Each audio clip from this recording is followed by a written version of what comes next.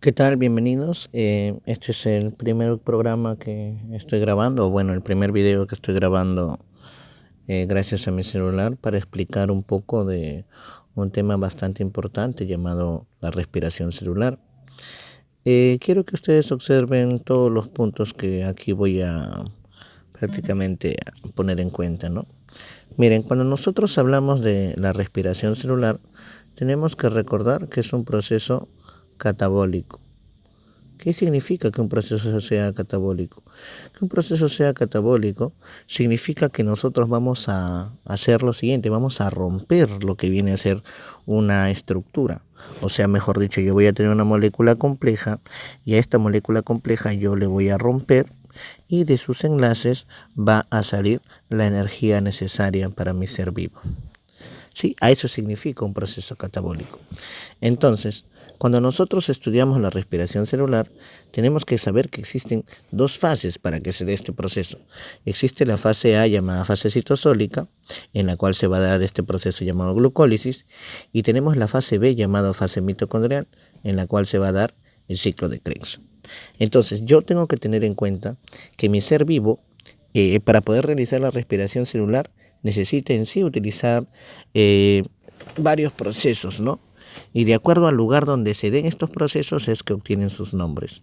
Entonces, miren, yo por aquí estoy dibujando una célula. Esta es mi célula, yo digo que tengo un citosol, o en realidad es citoplasma, ¿no? Sino que tenemos que recordar que el citoplasma tiene una zona llamada también citosol, y aquí se va a dar la glucólisis, y aquí tenemos una pequeña mitocondria. Entonces, yo tengo que recordar dos cosas, que dependiendo de la presencia del oxígeno, mi célula puede utilizar una respiración celular oxigénica o una respiración celular anoxigénica. Entonces, en este momento nos vamos a ir directamente a hablar de la glucólisis.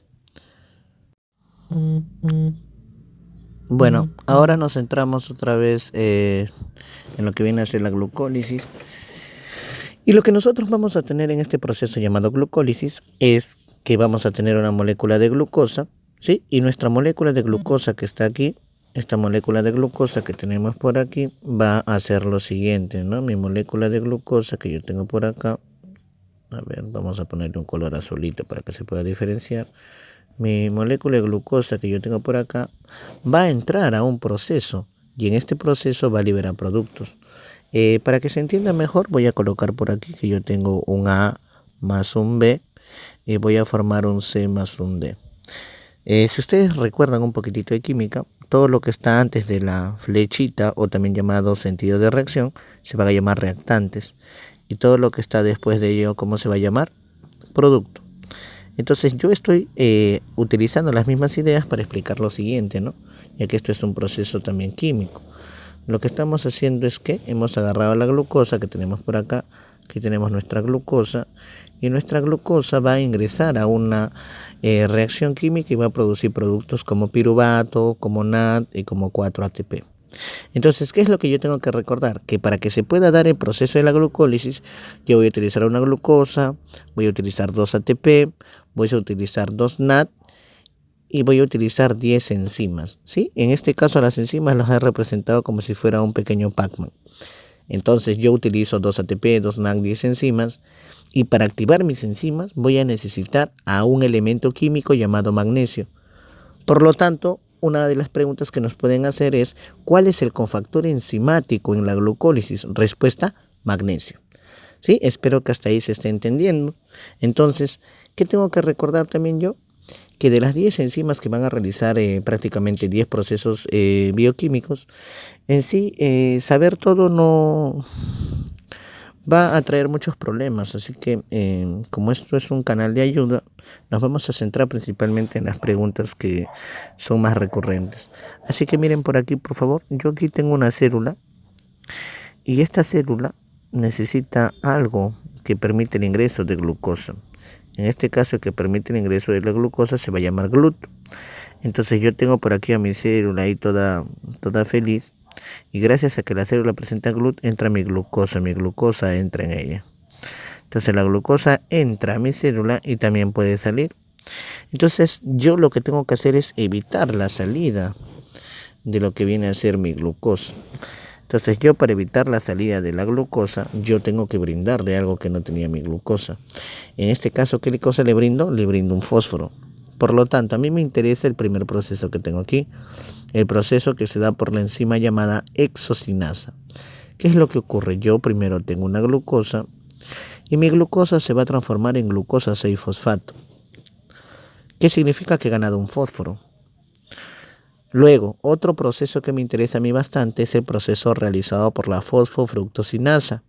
¿Qué es lo que ocurre? Yo tengo una fructosa 6-fosfato y lo voy a transformar en una fructosa 1,6-bifosfato. Ahora, date cuenta de algo. Cada vez que yo utilizo la palabra sinasa, estoy aumentando un fósforo.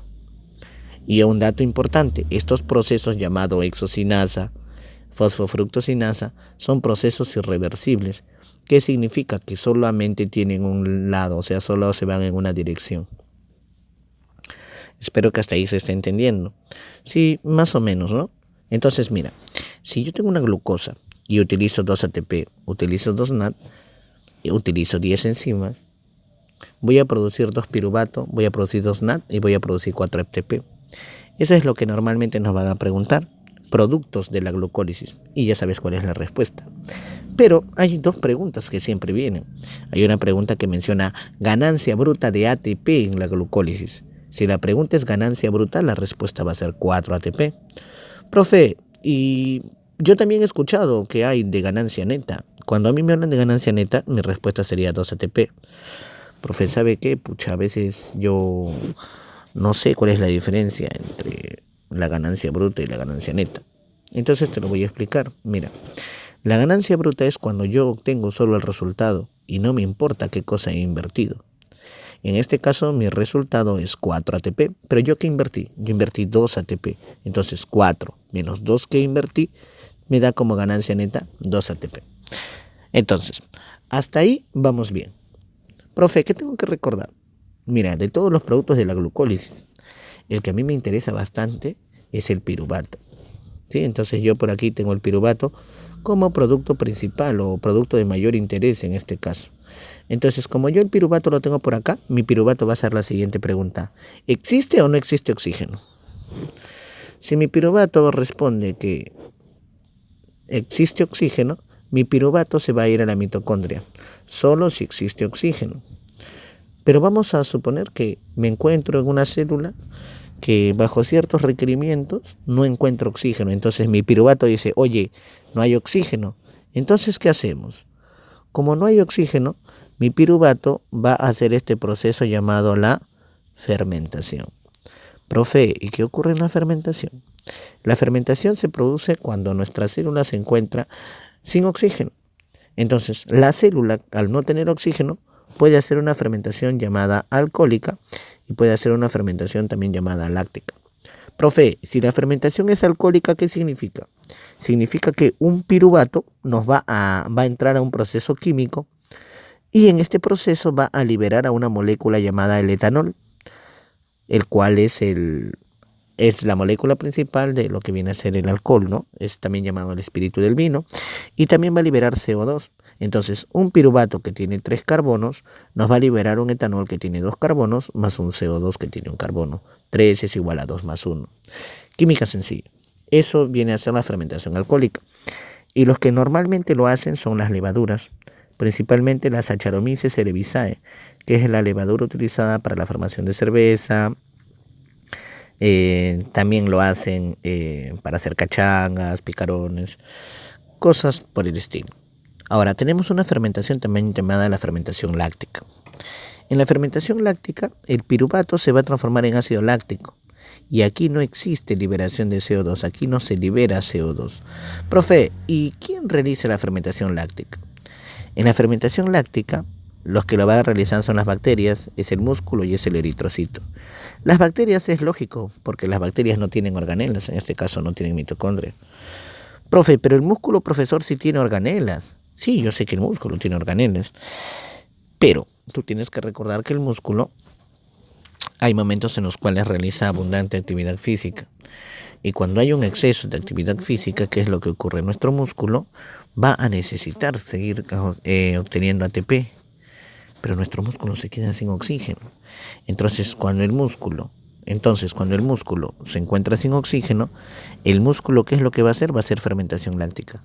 Profe, ¿y el eritrocito, profesor? Si el eritrocito, profesor, yo sé que lleva oxígeno. ¿Cómo va a ser, profesor, el oxígeno? Fermentación láctica. Es que tienen que recordar una cosa. El eritrocito, cuando está formándose, pierde sus organelas. Por lo tanto, el eritrocito no va a presentar mitocondrias. Entonces el eritrocito obligadamente, ¿qué cosa va a hacer? Va a hacer fermentación láctica. En este caso, en el eritrocito, esa vía tiene otro nombre, ¿no? Tiene la vía su otro nombre es rapport Lewering. ¿Sí? Que es una pregunta bastante rebuscada, pero puede venir. ¿Sí? Entonces, chicos, espero que hasta esta primera parte haya quedado claro lo que viene a ser glucólisis, y en el próximo video vamos a ingresar ya a lo que viene a ser respiración celular. Gracias, espero que dejen su like.